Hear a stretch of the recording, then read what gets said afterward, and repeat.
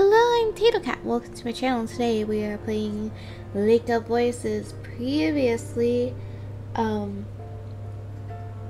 we were trying to leave the island to continue our journey, but the bridges were still underwater, and we left Margaret and Lou closer to the center of the island. I stood in the area between the shore and the island center part, and then the guide stayed on the edge and basically told us if the bridges come up and we're not there, he's going to leave us. And now he's being surrounded by prowlers, so we'll see if we can save him. Let us continue. As if to answer my own question, a thought whispers into my mind, and I look down at the lantern in my hand. I could throw it, as long as I don't let it go too far down the shore. It doesn't seem plausible that a Nyx could take it. But if I do lose the lantern, especially after Margaret lost hers only moments ago, then throw the lantern, watch. Okay, we're not going to watch. No, okay, we'll throw the lantern, and I think doing nothing is basically just watching.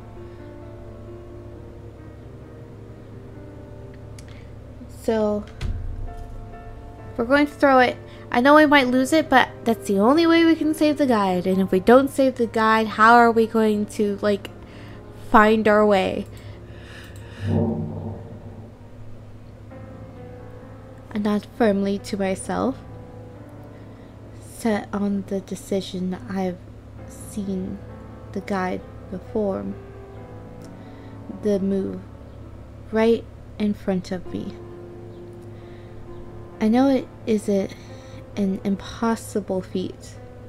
Now, something has to be done. I inch my way over to the most advanced group of Nixie.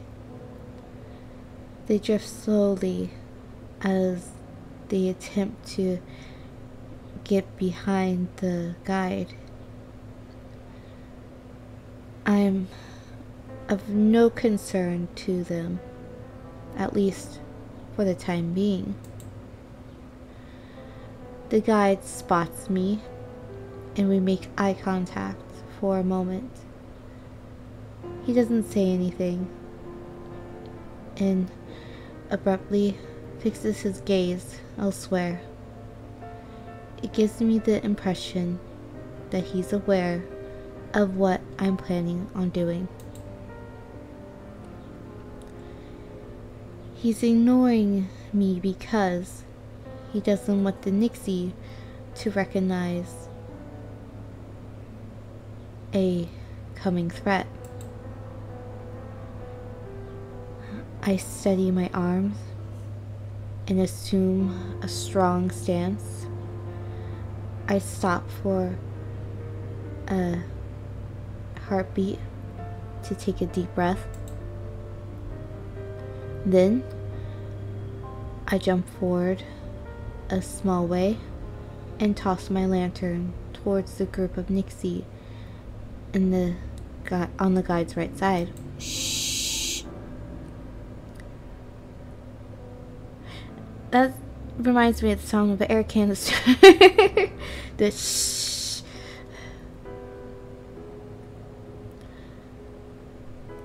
They are all caught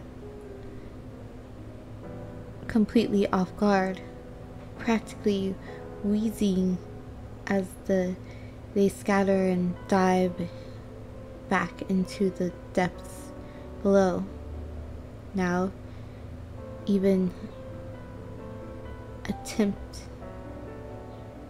no one even attempt to None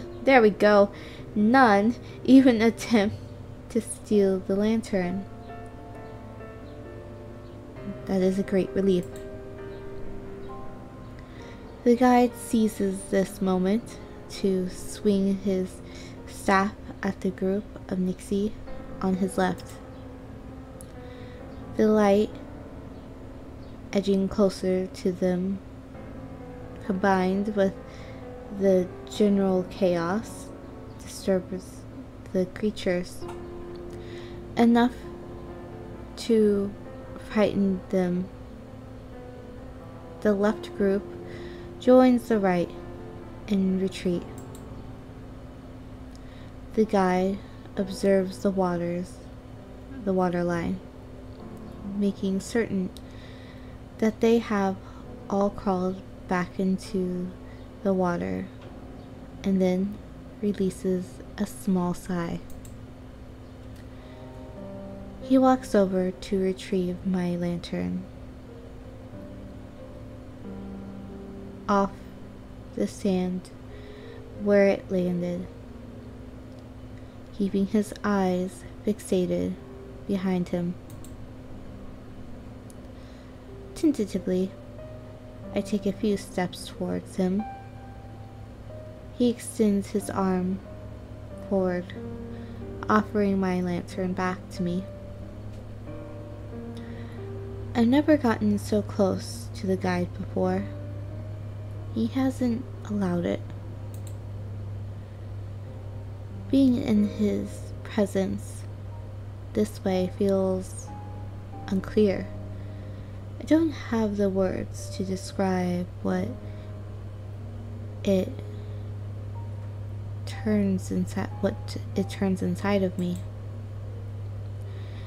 His eyes are expectant and patient, and I waste no more time.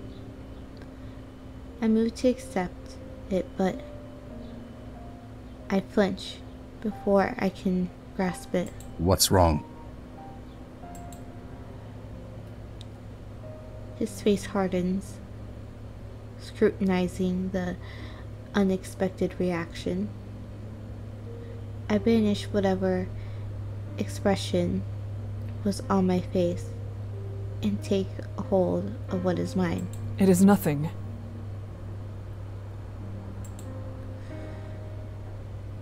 He lets it go, though does not make any attempt to leave. I don't believe it is because he's worried about leaving me in darkness. He still suspects something is wrong.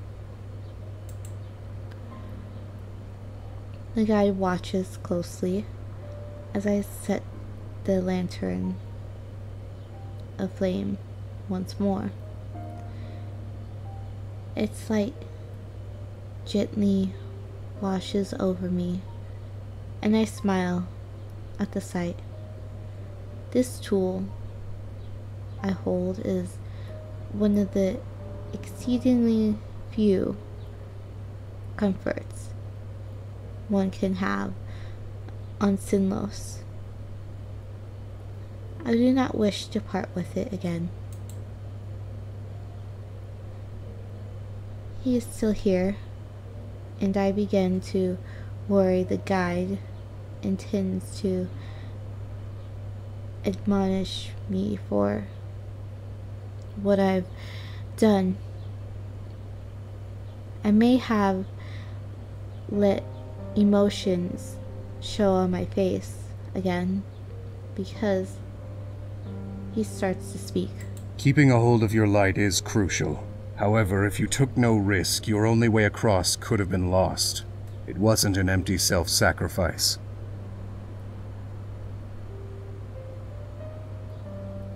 See? How will we get around without him? In your position, neither option was correct. Neither was wrong. Thanks.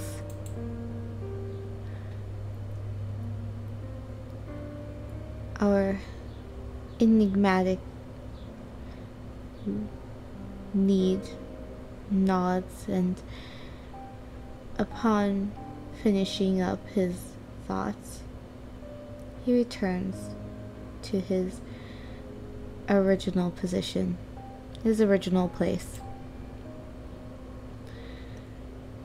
I stare flabbergasted at the guide's back. By chance, I was put in a circumstance that allowed our values to align. But never would I have expected him to acknowledge that I made an acceptable decision. I stopped myself from getting further distracted. Instead, I glanced down at my light and realized the glow looks different. I winced. There's a large crack wickedly curling up the back. Oh no!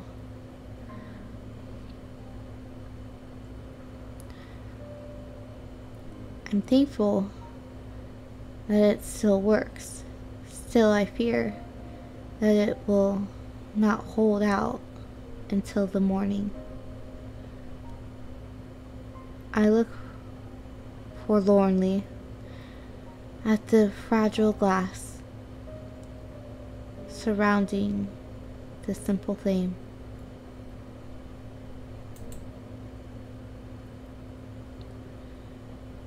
In a way, this event has forcefully reminded me of how fragile my own life is. One slip could mean the end of everything. Regardless, nothing can be done presently, and we've got enough to worry about as it is. I cannot let this consume me. We will continue to resist against this lake.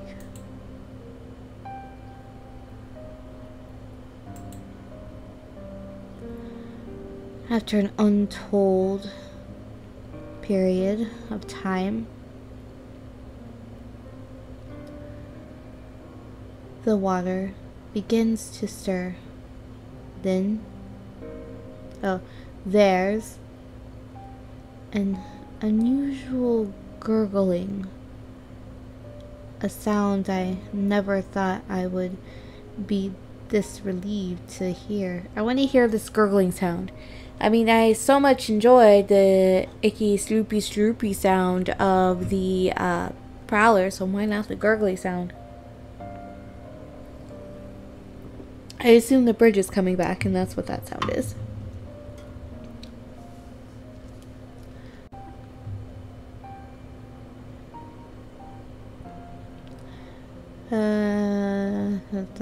Here.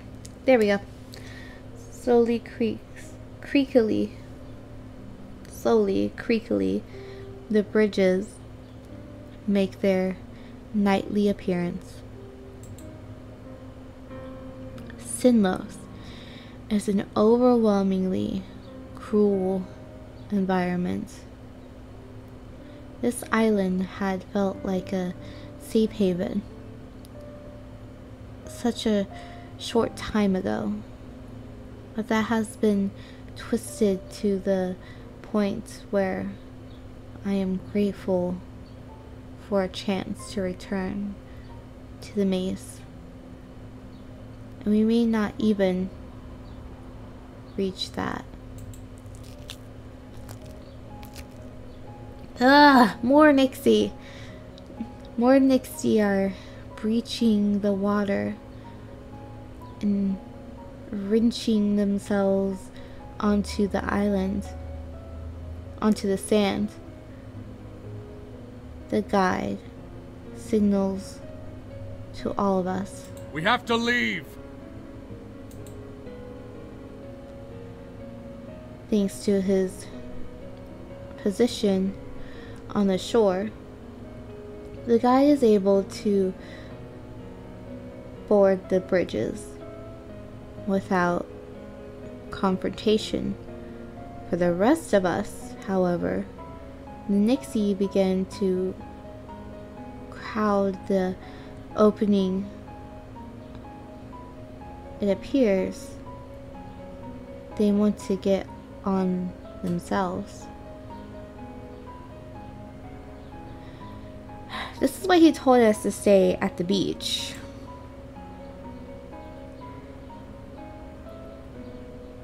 We have desperately little time before we'll be cut off from the guide.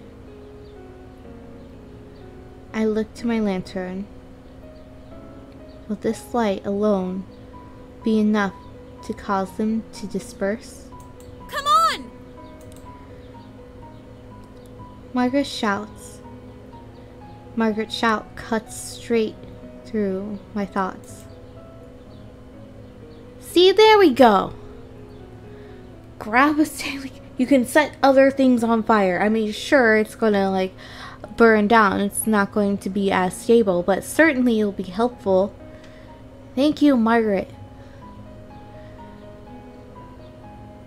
She's advancing towards me, holding onto a heavy stick with the end set on fire as a makeshift torch. The sight is striking. I mean, this is good.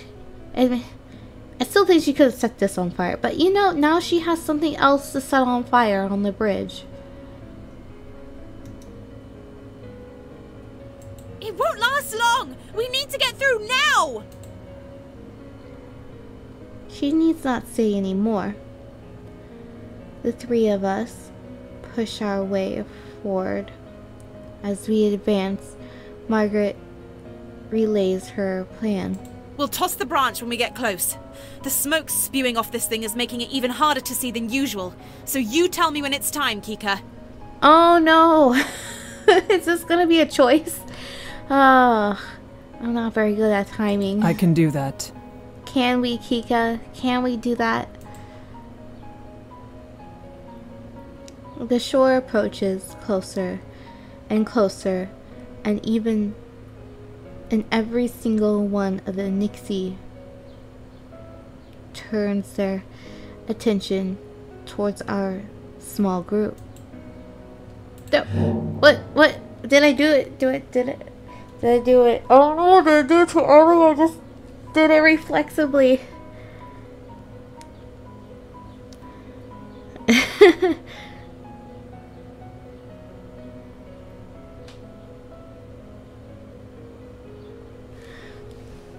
Hopefully nothing catches on fire in this process. After alerting Margaret, she gives her all to hurl the flame ahead of us while avoiding setting the bridge itself on fire. The monsters flee from the torch. A path is clear. Okay, good. We waste not one moment sprinting towards the bridge. Is this? Whoa, what a lovely sight to see the bridges again.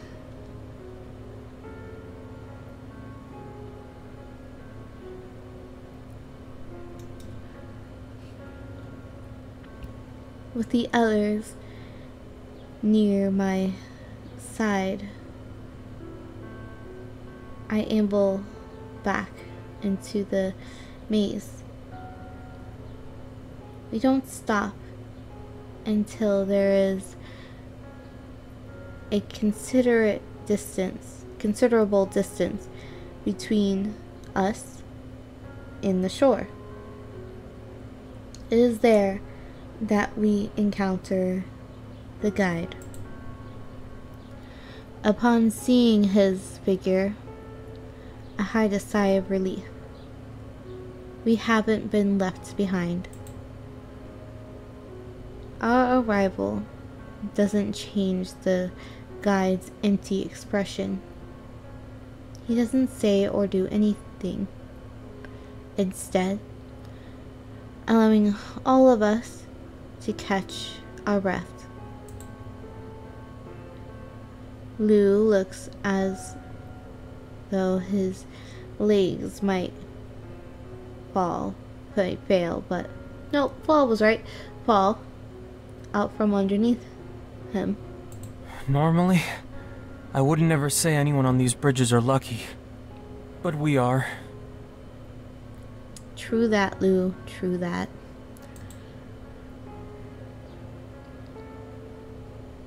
Margaret chimes in, equally as amazed and exhausted. I don't know how we managed to do nothing wrong. That feels far more fitting for this journey.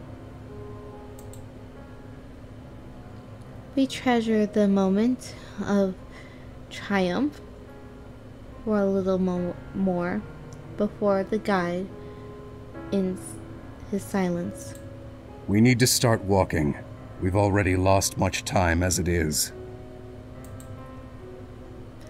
I quickly straighten myself out and mull over our current situation. We start to consider how we are going to travel now that we only have 2 lanterns. Well, the 3 of us could walk together. If there's one person close by, I can't imagine it would make much of a difference having another. Furthermore, I believe we've all taken enough risks for each other already for this to not be a problem. That's true. Margaret, her consideration touches me. I smile gratefully at her. I think it would be fine if we all stayed together. Okay, we'll do that then. Thank you. Cool. Still, she can light that shawl on fire. I'm not saying it's a bad shawl. I'm just saying it is an expendable piece of clothing.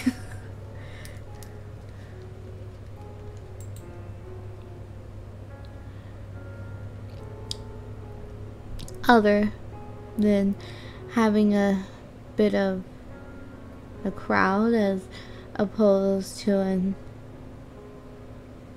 entirely straight line, our journey moves ahead as it did the night before. The silent night creeps along as we carefully move through the thick fog, making certain not to bump into one another. Then my lantern blinks. It fizzes out. Oh my.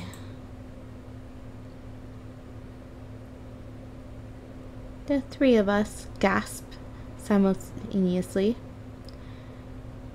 and I hold my breath like time will stop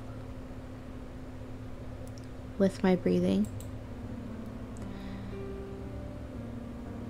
To my great relief, the light flutters back on. The air I'd been anxiously holding in releases as I sigh. What's going on?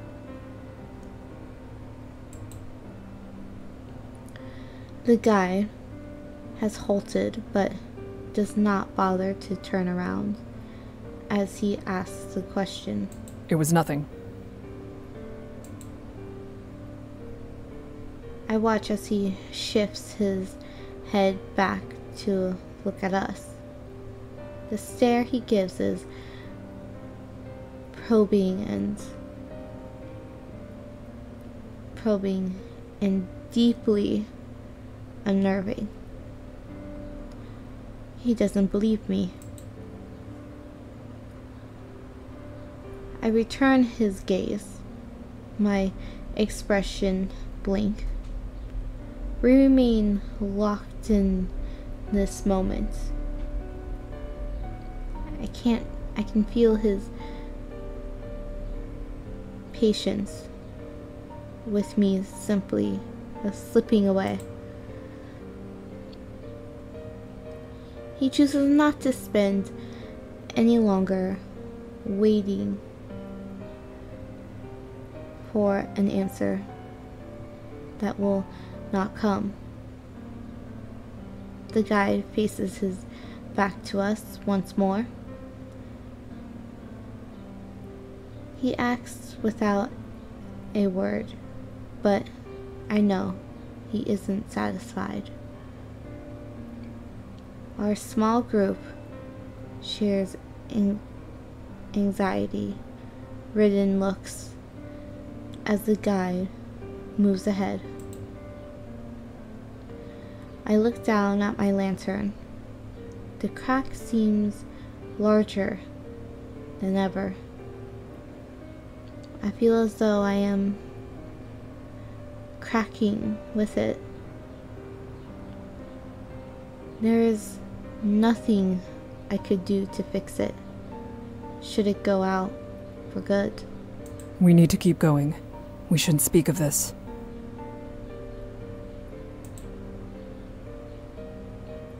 I can feel that they're apprehensive over this situation and undoubtedly curious as to how it happened in the first place. However, this is not the time. I don't want to draw attention to this for fear of the guide catching on.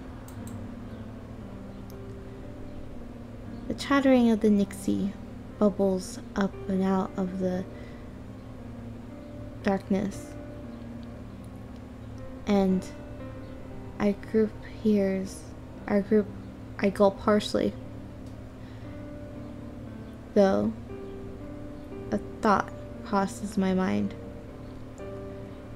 that they too have noticed what's just transpired. We walk for quite a bit longer.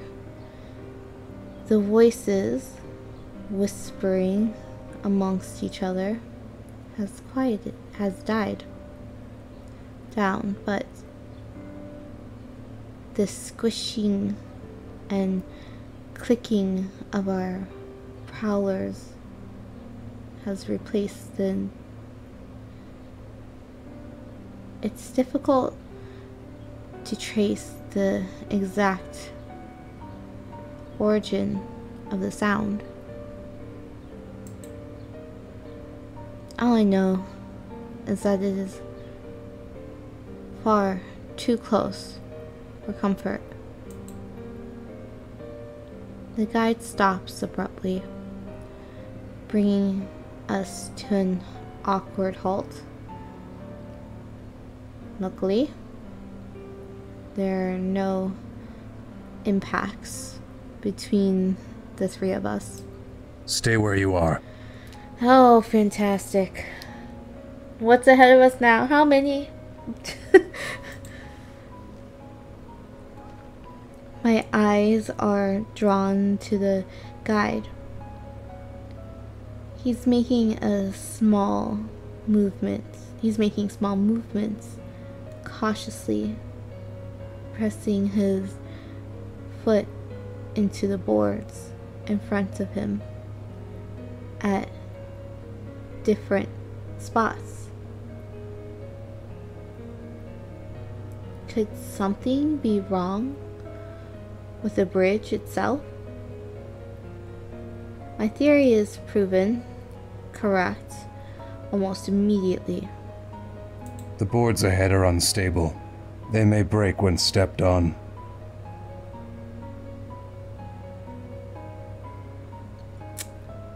Wonderful. Does this happen to every group? Is there another path? This is our path. Move slowly and do not have two people on the same board at a time. I will cross first. When I find a stable section, I will inform you. Then you will follow my lead. Oh my. Okay. We will tread softly in the next episode. I am Tato Cat. Have a wonderful morning, evening, afternoon.